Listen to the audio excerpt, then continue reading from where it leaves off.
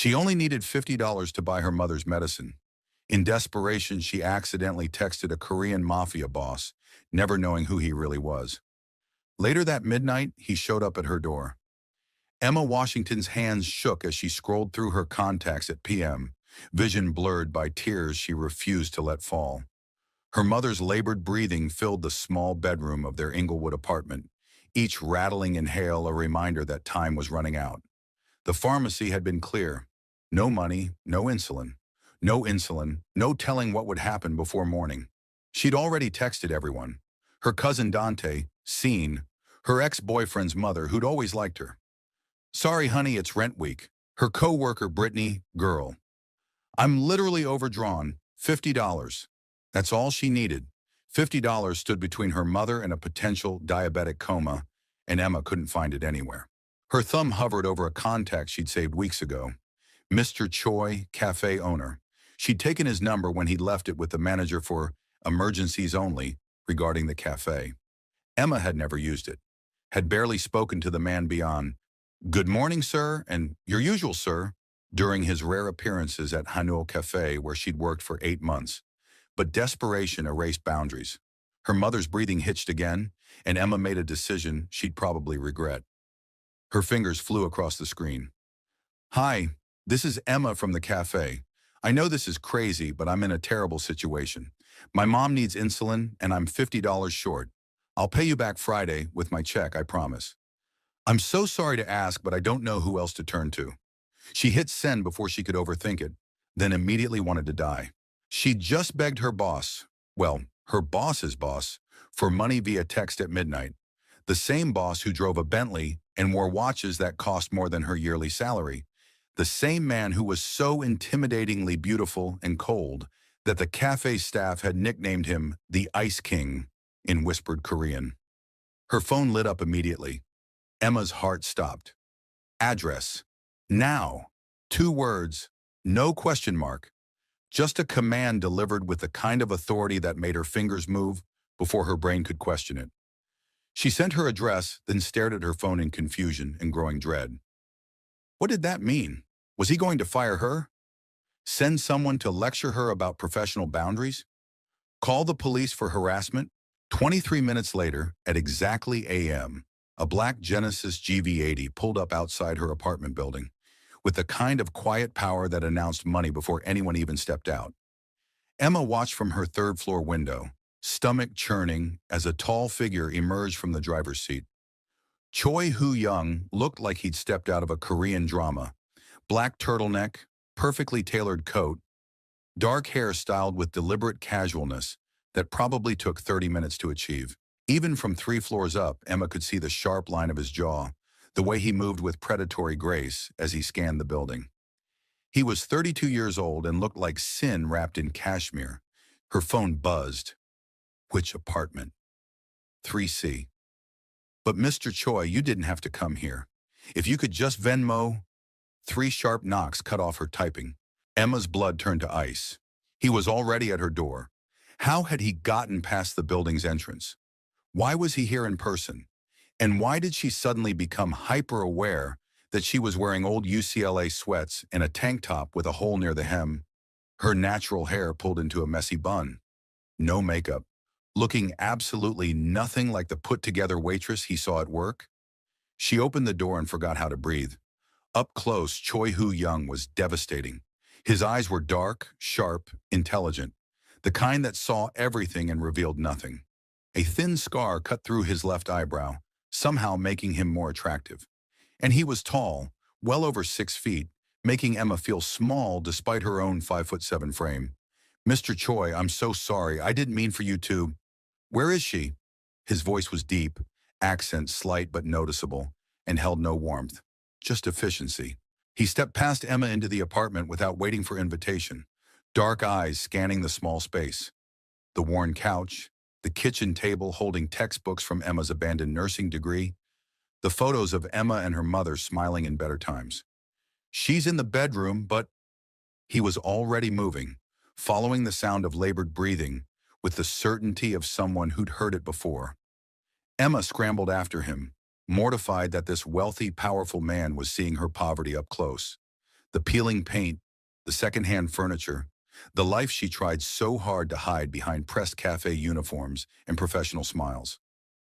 Her mother, Patricia Washington, lay in bed looking small and fragile, her rich brown skin ashen with illness. At 58, she should have been vibrant, but years of diabetes and insufficient health care had worn her down. Her eyes fluttered open as Hu Young approached, confusion clouding her features. "Baby, who?" "I'm Hu Young, Emma's employer." He moved to her bedside with surprising gentleness, fingers finding her wrist to check her pulse. His other hand pulled out his phone. "When did you last eat? What's your normal insulin dosage? Any other medications?" Emma rattled off the information, watching in shock as this man, this stranger who'd never spoken more than 10 words to her, examined her mother with clinical precision. He made a call, spoke rapid Korean, then turned to Emma. "I'm having insulin delivered within the hour. In the meantime, give her this." He produced a small package from his coat pocket, glucose tablets. "Two now, two more in 15 minutes. Keep her awake and talking." "How do you have? I'm prepared for emergencies." He said it like it was obvious, like everyone carried medical supplies in their coat pockets at midnight. "The insulin will be pharmaceutical grade, better than the pharmacy carries. My doctor is also coming to examine her properly." "Mr. Choi, I can't afford." "Did I ask you to pay?" Those dark eyes pinned her in place. "You needed help. I'm providing it. We'll discuss terms later."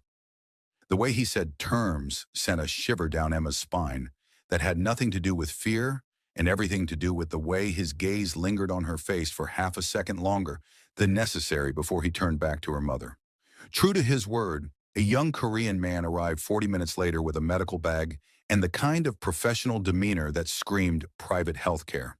He introduced himself as Dr. Park, examined Patricia thoroughly, administered insulin, and set up a glucose monitor while Hu Young watched from the corner like a silent sentinel. "Her levels are stabilizing," Dr. Park said in accented English. "But Ms. Washington, you need consistent medication and monitoring. This kind of crisis shouldn't happen." "I know," Patricia said weakly, shame coloring her voice. "Insurance lapsed. I'm trying to get on a payment plan." "You're on my healthcare plan now." Hu Young's voice cut through the room with finality. "Dr. Park will be your primary physician, all costs covered." Emma's head snapped toward him. "What? No. Mr. Choi, that's too much. I just needed—" "You needed help. This is help." He pulled out his phone, typed something, then showed her the screen. "This is the cost of insulin therapy for diabetic patients without insurance. This is the cost of an emergency room visit if she crashed tonight. This," he scrolled, "is the cost of a funeral if she died." The numbers made Emma's stomach turn. She couldn't afford any of it. Couldn't afford to keep her mother alive on a waitress's salary while trying to save enough to finish nursing school someday. Couldn't afford dignity when poverty had stripped most of it away already. "Why are you doing this?" she whispered. "You don't even know us." Hu Young looked at her then, really looked at her, and something shifted in his expression. Something almost vulnerable before his mask slammed back into place. "I know you show up 15 minutes early for every shift.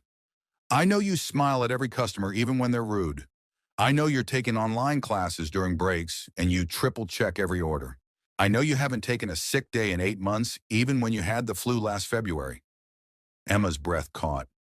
He'd noticed all that? She'd thought herself invisible to him, just another employee in his business empire. "I know," he continued, voice dropping lower, "that good people fall into bad situations through no fault of their own. And I have the resources to help, so I am."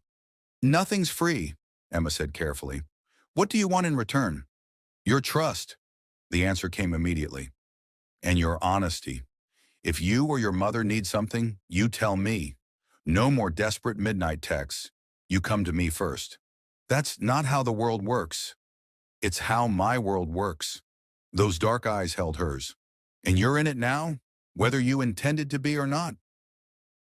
Dr. Park left after ensuring Patricia was stable, promising to return the next day for a full workup. Hu Young lingered, and Emma didn't know if she wanted him to leave or stay. He'd taken over her life in the span of 2 hours, solving her crisis with the kind of casual power that reminded her they existed in completely different universes. "You should sleep," he said, shrugging into his coat. "Your mother will be fine now. Keep monitoring her glucose every 2 hours until morning." "Thank you." The words felt inadequate. "I don't know how to. I can't repay Emma." Her name in his mouth sounded different, intimate. "I don't want repayment. I want you to stop looking at me like I'm going to demand your soul in exchange for basic human decency. Aren't you?" The question escaped before she could stop it. "Men like you don't help women like me without expecting something." His jaw tightened. "Men like me? Rich, powerful, Korean Mafia boss." She said the last part quietly, but his eyes flashed with something dangerous. "You know what I am. Everyone knows what you are. The cafe is a front. Everyone who works there knows and pretends not to. We take your money, follow your rules, and don't ask questions about the men in suits who have meetings in the back room." Hu Young studied her for a long moment. "And yet you texted me anyway, knowing what I am. Why?" "Because my mother was dying, and evil men with money are still better than good intentions without it." Emma lifted her chin. "I'd have texted the devil himself if it meant saving her." "Good." A ghost of a smile touched his lips. "Then we understand each other. I'm not a good man, Emma. I do terrible things for power and money and family honor. But I keep my word, I protect what's mine, and I don't let innocent people suffer when I can prevent it. I'm not yours. Not yet." He moved toward the door, then paused. "I'll pick you up tomorrow at 6 p.m. We need to discuss your mother's long-term care plan and your employment situation." "What employment situation? Am I fired?" "No, you're promoted. I need someone I can trust in a position that requires discretion. We'll discuss details tomorrow." He opened the door, then looked back. "Wear something comfortable. We're going somewhere that doesn't require you to smile at people who don't deserve it." And then he was gone, leaving Emma standing in her apartment that still smelled like his expensive cologne, wondering what the hell she'd just gotten herself into. Emma didn't sleep. She monitored her mother's glucose levels, cleaned the apartment in nervous energy, and replayed every moment of Hu Young's visit. The way he'd moved through her space like he owned it. The gentleness in his hands when he'd checked her mother's pulse. The darkness in his eyes when she'd called him what he was. Morning came with Patricia Stable and Dr. Park arriving promptly at 8 a.m. for the promised examination. He brought enough medical supplies to stock a small clinic. Insulin, testing strips, a new glucose monitor, blood pressure cuff, everything. "Mr. Choi wants comprehensive care," Dr. Park explained as he worked. "I'll visit 3 times a week initially, then adjust as needed. He's also arranged for a visiting nurse for daily medication management."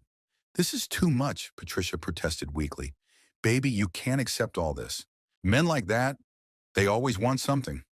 "I know, Mama." Emma held her mother's hand. "But right now we need this, and I'll handle whatever comes after."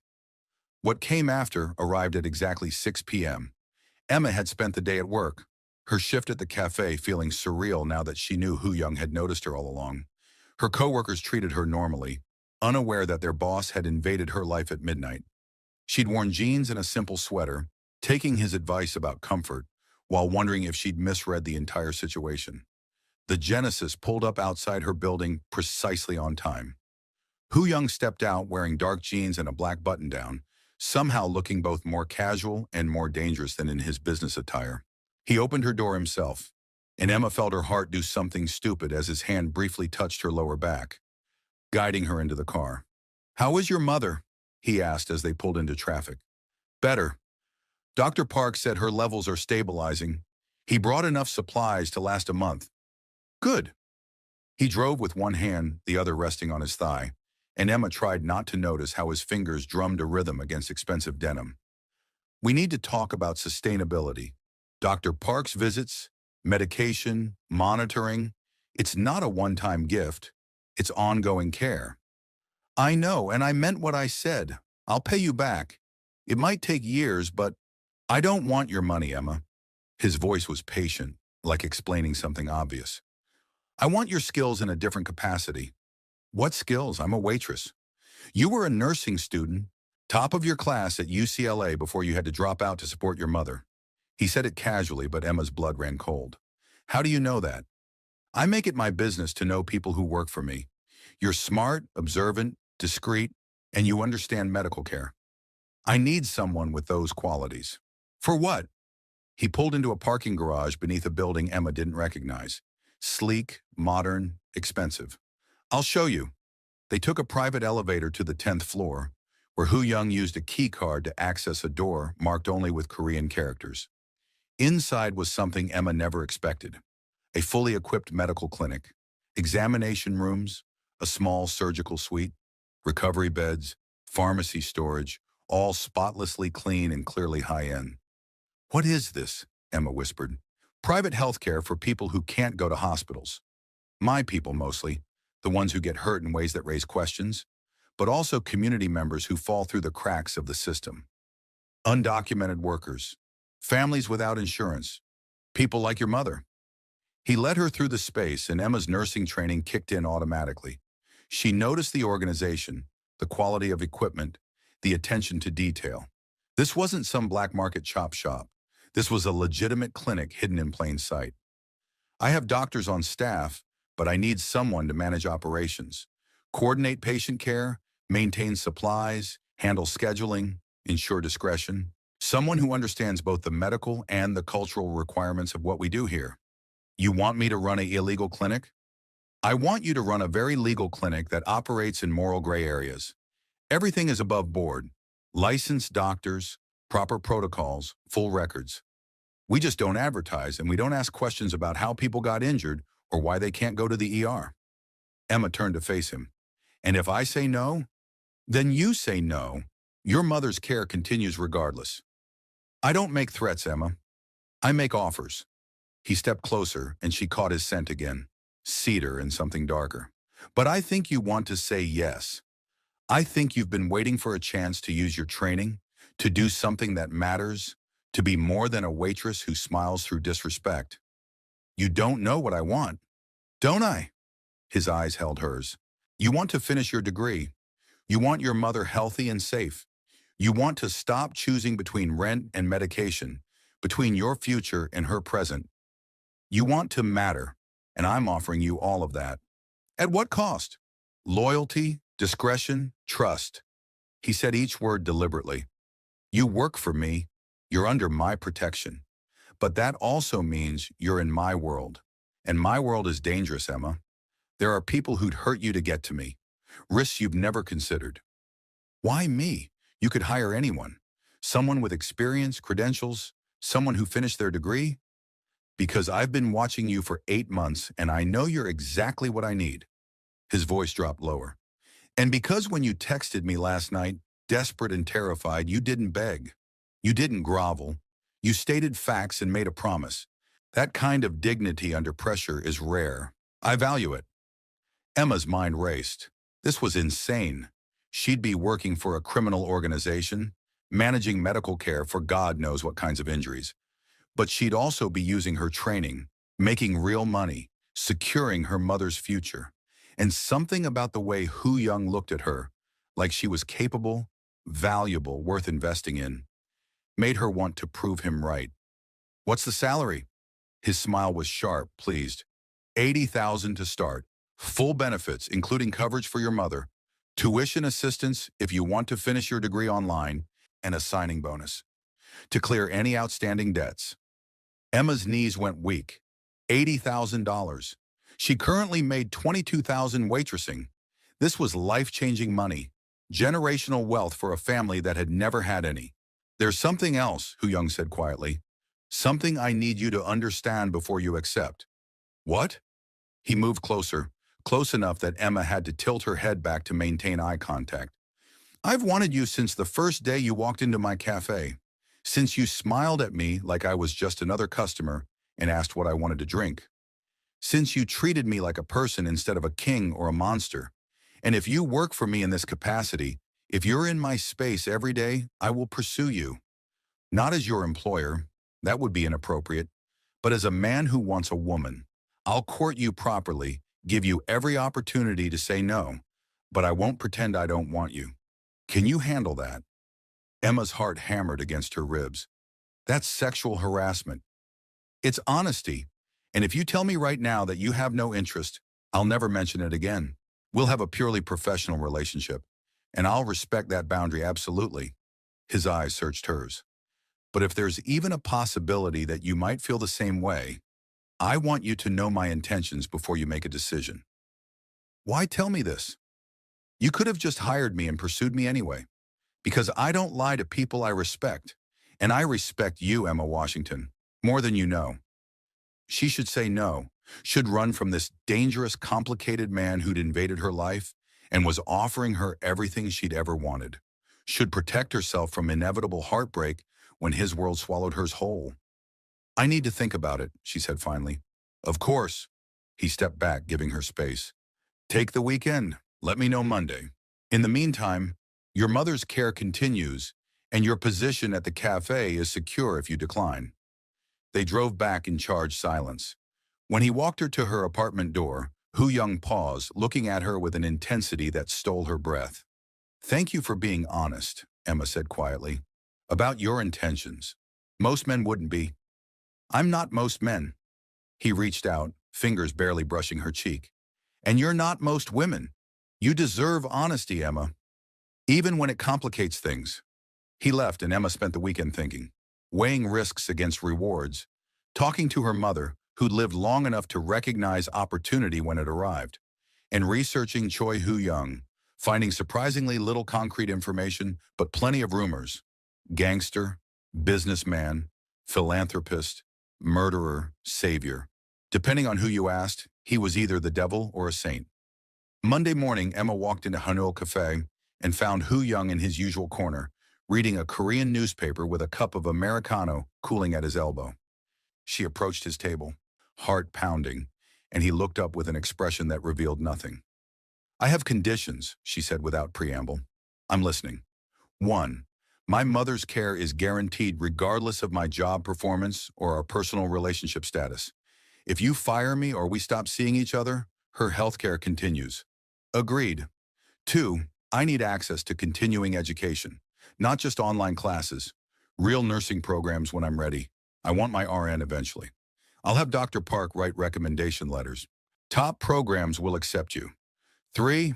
If I see anything at the clinic that crosses my ethical lines, human trafficking, abuse, anything involving kids, I walk. No questions asked, no retaliation. Something fierce flashed in Hu-young's eyes. I don't traffic humans, and anyone who hurts children answers to me permanently. You have my word. If you see anything like that, I'll handle it personally. And 4, Emma took a breath. If we do this, if there's an us, you don't lie to me. About your work, your life, the dangers. I'm entering your world with eyes open, but I need truth. Always. Hu-young stood, moving around the table until he was close enough to touch. Truth, then? I'm the head of the Choi family syndicate. We run protection, gambling, import-export operations that aren't always legal. I've killed people. I'll probably kill more. I have enemies who'd love to hurt me through you. And despite all of that, I want you in my life so badly that I'm willing to risk your safety and my sanity to have you there. That's not reassuring. It's honest. His hand came up to cup her face. I can give you safety, Emma. Resources, protection, anything you need. But I can't give you normal. Can you live with that? Emma thought about normal, about struggling to afford insulin, about dead-end waitressing jobs, about dreams deferred indefinitely, about the way this dangerous man looked at her like she was extraordinary, about the clinic where she could actually help people who needed it most. I don't want normal, she said. I want more, and I think you're offering it. Is that a yes? It's a yes to the job. The rest, she smiled slightly, you'll have to earn it like you promised. Court me properly. Convince me you're worth the risk. His smile was devastating. Challenge accepted. The next 3 months transformed Emma's life completely. She started at the clinic immediately, diving into work that challenged and fulfilled her in ways waitressing never had. She coordinated care for gang members with knife wounds, undocumented workers with untreated illnesses, elderly Korean immigrants who didn't trust American hospitals. She learned medical Korean from Dr. Park, improved her Spanish for Latino patients, and discovered she was good at this. Really good. And Hu Young kept his word about courting her. He was patient, deliberate, devastating. He brought her mother fresh flowers every Sunday. He left medical journals on Emma's desk with passages highlighted that he thought she'd find interesting. He took Emma to hole-in-the-wall Korean restaurants and taught her the language, laughing when she mispronounced words and praising her when she got them right. He never pushed for more than she offered, but his interest was clear in every action. The way his hand lingered at her lower back when guiding her through doors. The intensity in his eyes when she explained a difficult case. The small, private smiles she was learning were reserved only for her. "You're being very patient," Emma observed one evening as they shared bibimbap in his apartment, a sprawling penthouse that somehow felt warm despite its size, filled with books and Korean art and photographs of people she assumed were family. "I'm a patient man when it comes to things that matter." Hu Young passed her the gochujang. "And you matter, Emma. More than anything has mattered in a long time." "Why me?" she'd asked before. But his answer had been about professional qualities. Now she wanted the personal truth. "You could have anyone. There are probably dozens of beautiful women who'd love to be with you." "Beauty is common." He set down his chopsticks, giving her his full attention. "You want to know what drew me to you? That first day, a customer berated you for 10 minutes because his coffee was too hot. You smiled through it, apologized, remade his drink. And when he finally left, you didn't complain or cry or talk about quitting. You just took a breath, rolled your shoulders back, and greeted the next customer with the same warmth. That resilience, that grace under pressure. I'd seen soldiers with less composure. That's just survival. Working service jobs means dealing with assholes. No, it's strength. And I'm drawn to strength, Emma, to people who don't break when life tries to shatter them." His hand reached across the table, fingers threading through hers. "You could have let that text destroy our professional relationship. Could have hidden from me after I saw your apartment, your struggles. Instead, you negotiated. You set boundaries. You demanded truth. That's not survival. That's power." Emma's throat tightened. "I don't feel powerful." "Then let me show you what I see."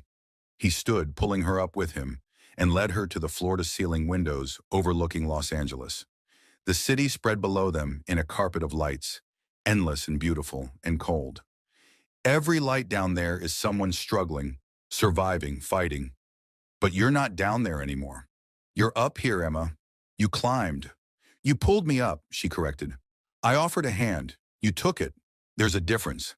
He turned her to face him, hands gentle on her shoulders. "I've made the same offer to others. Do you know how many had the courage to accept? To walk into my world knowing what I am? Just you. Maybe I'm just desperate. Maybe you're just brave." His thumbs brushed her collarbone, the touch feather-light but electric. "I want to kiss you. I've wanted to since that first midnight when you opened your door looking terrified and fierce and so beautiful it hurt. May I?" Emma's heart pounded. This was the moment, the point of no return. If she said yes, she'd be crossing a line from professional to personal, from safe to dangerous, from Emma Washington, the waitress, to Emma Washington, the girlfriend of a Korean Mafia boss. "Yes," she whispered. His kiss was nothing like she expected. Gentle, almost reverent, like he was afraid she'd break or disappear. His hands cradled her face with devastating tenderness, and Emma melted into him, fingers clutching his shirt as the kiss deepened. He tasted like cinnamon and something darker, something that made her want more even as her rational mind screamed warnings. When they finally broke apart, both breathing hard, Hu Young rested his forehead against hers. "I'm going to fall in love with you," he said quietly. "Probably already have. And when I do, I become dangerous, irrational. I'll burn the city down to keep you safe. I need you to know that before this goes further." "That's terrifying." "I know. And kind of romantic." "I know that too."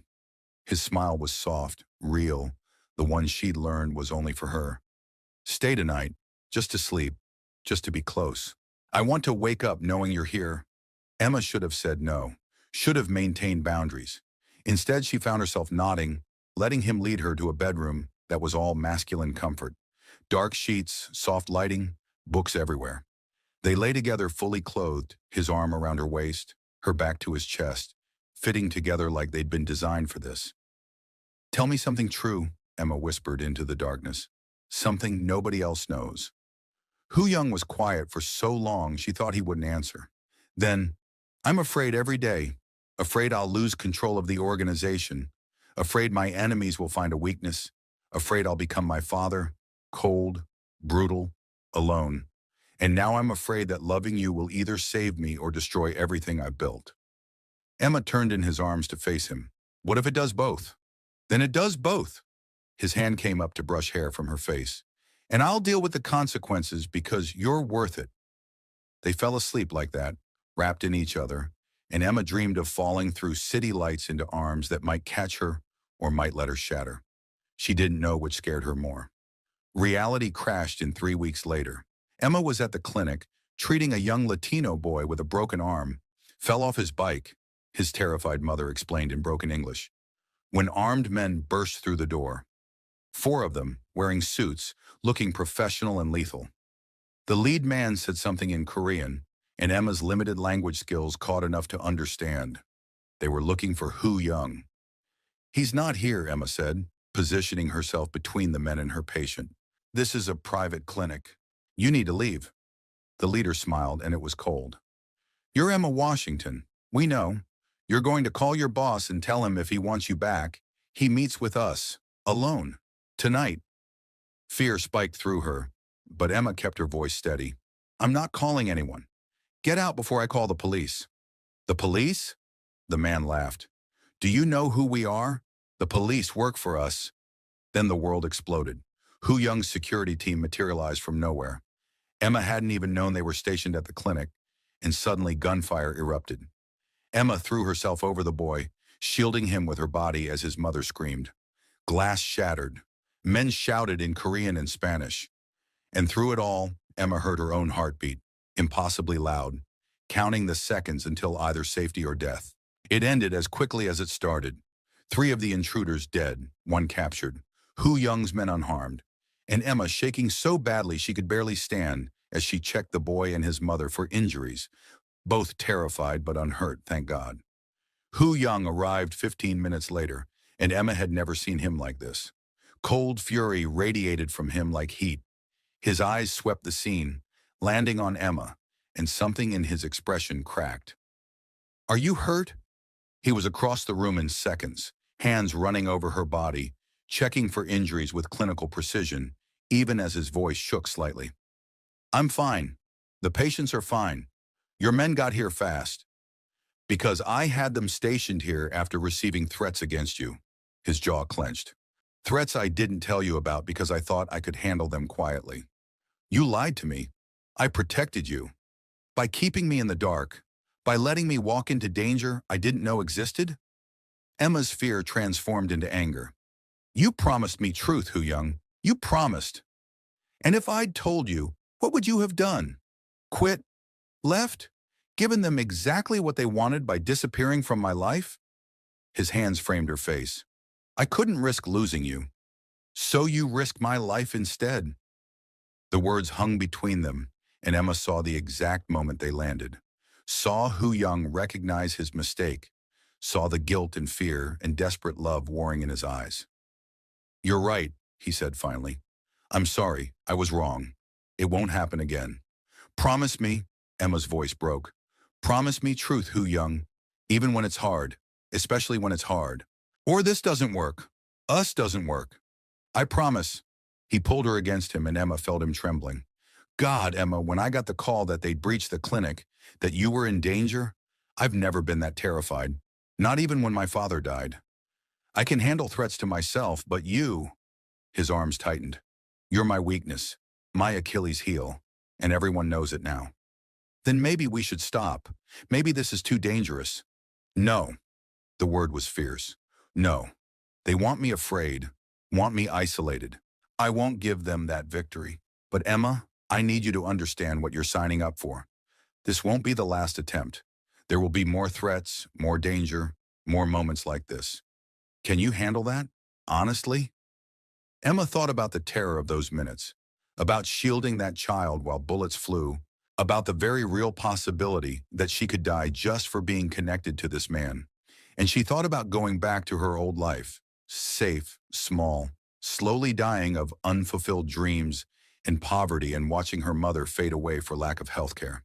I can handle it, she said, but only if you're honest with me. If I'm going to be in danger, I deserve to know so I can prepare.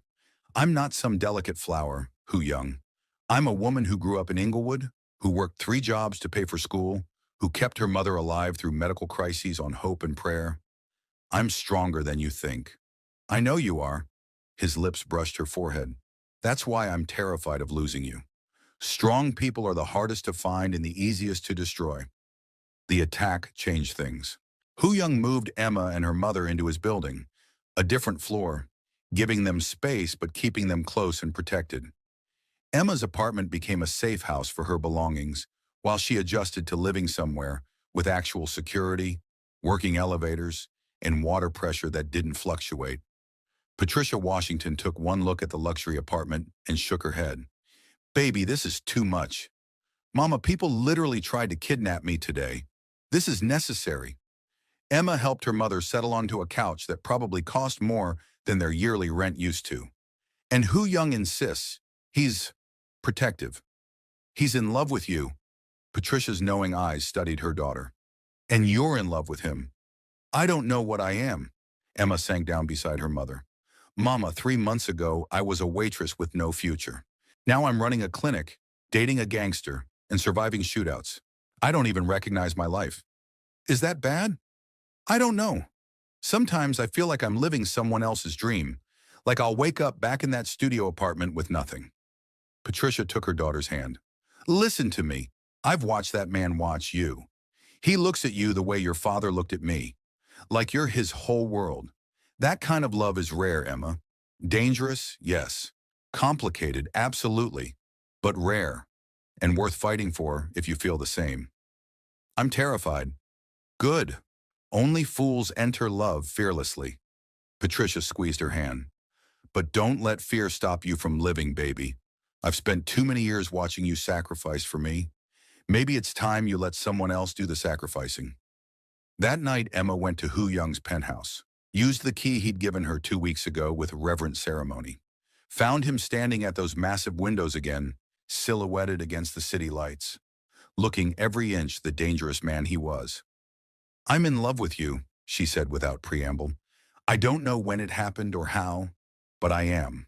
And I need you to know that before we go any further. Hu Young turned and the expression on his face stole her breath. Vulnerable, fierce, desperate, relieved, all at once. Say it again. I love you, Choi Hu Young. I love your patience and your strength and your terrible habit of solving problems with money and violence. I love how you look at me like I'm extraordinary and how you bring my mother flowers and how you're trying to build something legitimate out of your father's legacy. I love you and it terrifies me, but I'm done pretending I don't. He was across the room in seconds, pulling her into a kiss that was nothing like their first.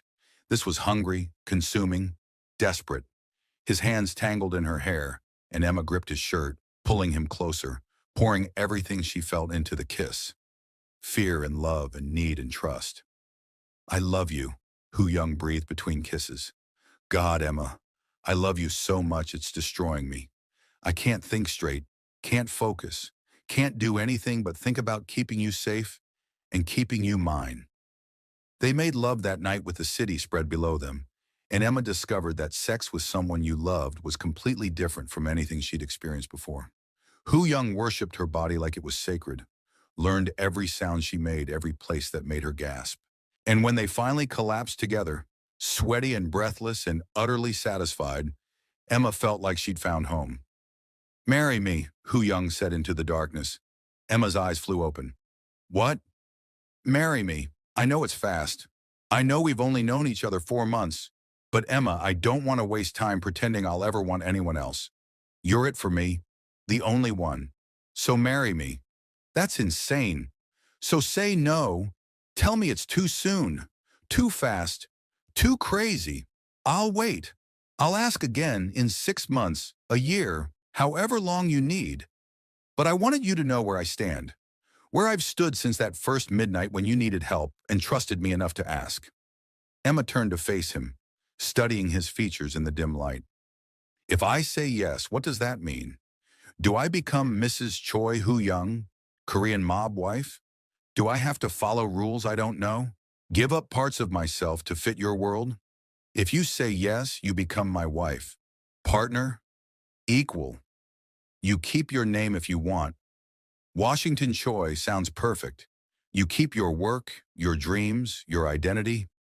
I don't want to possess you, Emma. I want to build a life with you. Our life, on our terms. And when your family disapproves of you marrying a black woman, then they disapprove. I'm the head of this family. They answer to me, not the other way around. His hand cupped her face. But for what it's worth, my mother would have loved you. She believed love transcended everything. Race, class, danger. She used to say the heart knows what the mind can't understand. She's gone. 10 years ago. Cancer. Sadness flickered across his features. She made my father promise to let me choose my own wife, to never force an arranged marriage on me like his family did to him. That promise is the only reason I had the freedom to pursue you. I'm sorry you lost her. So am I. But she'd want me to be happy. And you make me happy, Emma. Deliriously, terrifyingly happy. His thumb brushed her lips. You don't have to answer now. Think about it. Take all the time you need. I'm not going anywhere. Ask me properly, Emma said suddenly. Not in bed. Not after sex. Ask me like you mean it. Hoo-young's smile was brilliant. He got out of bed, gloriously naked and completely unself-conscious, and dropped to one knee beside it. Emma Washington, will you marry me? Will you build a life with me? Have children with me? Grow old beside me? Will you be my wife, my partner, my everything? Yes, Emma said, tears streaming down her face. You absolute maniac, yes. The engagement was announced to Hoo-young's organization 2 days later at a formal meeting Emma was required to attend. She wore a dress Hoo-young had bought her, elegant, expensive, the kind that announced her new status, and tried not to shake as dozens of Korean men in expensive suits stared at her with expressions ranging from curiosity to disapproval. Hoo-young stood at the head of the table, one hand resting possessively at Emma's waist, and spoke in Korean. Emma caught enough words to understand he was introducing her, claiming her publicly, making it clear that she was under his protection, and anyone who disrespected her answered to him. One man, older, with scarred hands and cold eyes, stood. He spoke in heavily accented English, clearly for Emma's benefit. Boss Choi, with respect, the family has concerns. This woman, she's an outsider. Not Korean. She doesn't know our ways, our traditions. How can she be suitable? Hoo-young's expression went arctic. Chung-sik, do you question my judgment? I question the wisdom of marrying outside the community, especially now when we're trying to strengthen traditional alliances that have been bleeding us dry for years while providing no real support. Hoo-young's voice was deadly quiet. Emma brings more value to this organization than most of you combined. She runs our medical operations with efficiency I haven't seen in a decade. She's earned loyalty from patients and staff. And she's mine. Anyone who has a problem with that can leave. Now. Silence. Then one by one, the men bowed their heads in acceptance. All except Jung-sik, who stared at Emma with barely concealed hostility before finally bowing as well. Later in the car, Emma said, I made enemies today. You made one enemy. Jung-sik has always been a problem. Traditionalist. Resents that I'm modernizing operations. Hoo-young's hand found hers. But he's outnumbered. Most of the organization respects strength, and you showed it by standing there and not backing down. I wanted to run, but you didn't. That's what matters. He brought her hand to his lips. I'm proud of you, Emma. You handled that perfectly. The wedding planning was surreal. Hoo-young wanted traditional Korean elements mixed with American, a fusion that reflected both their heritages. Emma's small family, her mother, a few cousins, her best friend from college, would mingle with Hoo-young's extensive organization and the remnants of his family in Korea. What if they hate me? Emma asked one night as they reviewed seating charts. Then they hate you from a distance while I love you up close. Hoo-young pulled her onto his lap. Emma, I need you to understand something. In my world, power is everything, and you have power. Not because you're with me, but because of who you are. You command respect at the clinic. You handle crisis with grace. You stand up to men twice your size without flinching. That's power, and my people recognize it even if they don't want to admit it. I still feel like an imposter. Good. That means you're aware of the responsibility. It's the ones who feel entitled who become problems. His lips brushed her temple. You're going to be extraordinary, Mrs. Choi. I'm keeping Washington, Emma reminded him. Emma Washington Choi, then. Even better. A name that tells everyone exactly who you are. A strong black woman who chose to love a Korean gangster and change both their worlds in the process. The attack came a week before the wedding. Emma was leaving the clinic late. Too late, she realized in retrospect, when a car pulled up and Young-sik stepped out, flanked by two men she didn't recognize. Miss Washington, we need to talk. Emma's hand went to her phone, but Young-sik held up his hands. No need for alarm. I just want to have a conversation. 5 minutes of your time. Every instinct screamed danger, but Emma forced herself to stay calm. About what? About leaving. About taking the generous settlement I'm prepared to offer and disappearing from Boss Choi's life before you destroy everything his family built. I'm not going anywhere. You misunderstand. This isn't a request. Young-sik stepped closer, and Emma saw the cold calculation in his eyes. You're a liability, a distraction. Boss Choi is making mistakes because of you, showing weakness, prioritizing personal feelings over business. That gets people killed in our world. So you leave, or I make you leave. Are you threatening me? I'm offering you a choice. Money and safety, or pain and regret. Choose wisely, Miss Washington. Emma knew she should be terrified, should be calculating escape routes and calling for help. Instead, she felt anger, white-hot and clarifying. I've been threatened before, by better men than you, and I'm still here. So no, Young-sik, I'm not leaving. And when Hu Young finds out about this conversation, and he will, you're going to regret every word. Chung-sik's expression darkened. You have no idea what you're dealing with. Neither do you. Emma held his gaze. I'm not some fragile thing you can intimidate. I grew up in Inglewood, survived medical school on scholarships and spite, kept my mother alive when insurance companies wanted her dead. You think you scare me? You're just another obstacle, and I'm very good at overcoming those. She walked away then, heart pounding, but steps steady. Felt their eyes on her back, but didn't look back. Didn't give them the satisfaction of seeing her fear. And when she finally got to her car, hands shaking too badly to drive, she called Hu Young. Young-sik just threatened me. The silence on the other end was terrifying in its completeness. Then in a voice colder than Emma had ever heard, Where are you? Clinic parking lot. I'm okay. I told him to fuck off, essentially, but Hu Young, stay in your car. Lock the doors. I'm sending people now. And I'm handling Young-sik personally. Don't kill him. I mean, I want you to, but I'm not making promises I can't keep. His voice softened slightly. Are you sure you're okay? He didn't touch you? I'm fine, pissed, but fine. That's my girl. Pride colored his tone. 5 minutes. Stay safe until then. True to his word, security arrived within minutes. But Hu Young himself showed up right behind them, and the look on his face when he pulled Emma from her car and into his arms was something she'd never forget. Raw fear layered under murderous fury. I'm okay, she whispered against his chest. I know. You're strong. You're capable. You can handle yourself. His arms tightened. But Emma, when someone threatens what's mine, there are consequences. And Young-sik just signed his death warrant. I don't want you to kill him because of me. This isn't because of you. It's because of him. He threatened the future head of this family, questioned my authority, and violated the most basic rule, protect the boss's interests. Hu Young pulled back to look at her. He was already on thin ice. This just broke it. Emma wanted to argue, wanted to believe there was another way. But she'd seen Hu Young's world up close now, understood that mercy was often mistaken for weakness, and weakness got people killed. Promise me you'll be safe. Always. I have too much to live for now. His lips brushed hers. Go home. Take a bath. Drink wine. Let your mother fuss over you. I'll handle this and be there soon. He was gone for 6 hours. Emma spent them pacing, worrying, imagining every terrible outcome. But when he finally appeared at 3 a.m., he was unharmed, though his knuckles were bruised and there was blood on his shirt that she desperately hoped wasn't his. Is he dead? Emma asked quietly. No, but he wishes he was.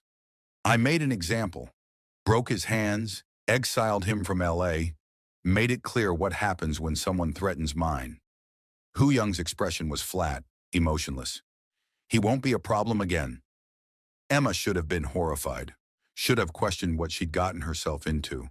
Instead, she felt relief and a dark satisfaction she didn't want to examine too closely. Come shower, she said, taking his hand. Let me take care of you.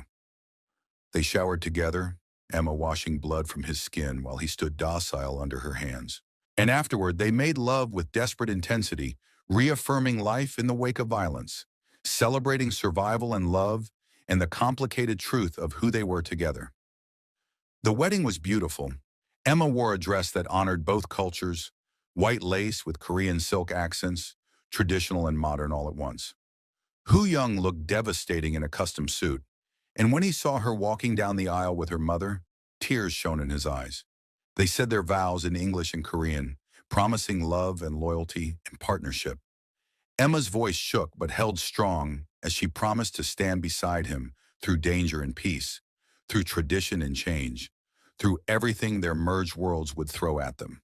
I promise to love you in both our languages, Hu Young said, his vows a mixture of English and Korean, to build a life that honors your strength and my heritage, to protect you fiercely while respecting your independence, to be yours completely from this day until my last breath.